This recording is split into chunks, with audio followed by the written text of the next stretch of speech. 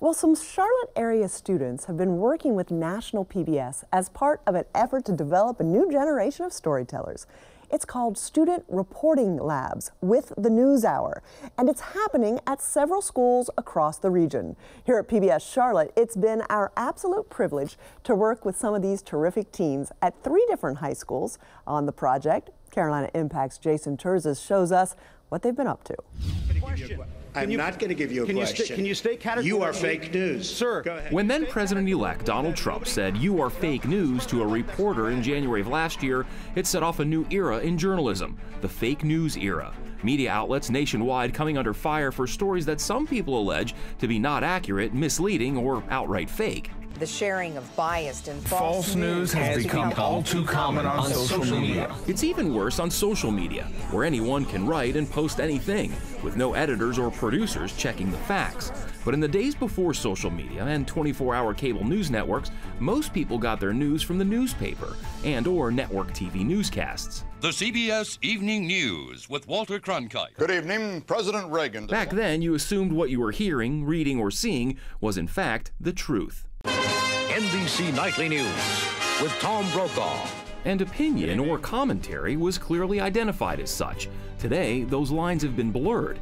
The goal of any true journalist is to be impartial, nonpartisan, and most importantly, get the facts right.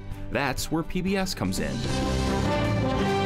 Producers of the Nightly NewsHour have created the Student Reporting Labs, or SRL. It's a way of training the next generation of television journalists. The idea behind the class is to train students about TV broadcast journalism, how to write news stories, how to produce those stories, how to edit the stories. 3 area high schools, Independence in Mint Hill, Garinger in Charlotte, and Forest View in Gastonia, are each participating in this year's program after receiving a PBS-funded grant. The principal of our school, David LeGrand, asked if I would be interested in applying for a grant with PBS, and I said, certainly, I love PBS. And I said, wow, this is an excellent opportunity, so I went ahead and applied for it and found out we got it, and we were able to get equipment out of it, so it was great. The grant allowed each school to get all the basic necessities: a camera, tripod, lights, and a microphone. PBS gave us the topics, and so then the students have to complete a pitch sheet based on the overall topic. Once story ideas were submitted and approved, it was up to the kids to take it from there, doing all of the interviews, video shooting, and editing. Just learning simple things like depth perception and where to film and how to do voiceovers and what B-roll is. My students in the fall, they absolutely loved it. Like, they actually enjoyed coming to class. Periodically, reporters and producers from PBS Charlotte would visit the schools, giving students and teachers ideas on how to make their stories even better. Jeff Saunier worked with students at Garinger. They came up with the story ideas, they wrote their own scripts, they shot their own video. I mean, the day we got there, the first day, was the day they were taking their camera out of the box. Most of these kids had never shot a video camera before, but they put together a pretty cool story. It was about fake news and where you get your news. So they just went around and interviewed students about where they got their news and how they knew it was credible. Another Garinger story focused on the school's in-house garden, greenhouse, and aquaponics system. Students even wrote the reporter's voice narration. In the back of the school, Garinger has its own garden.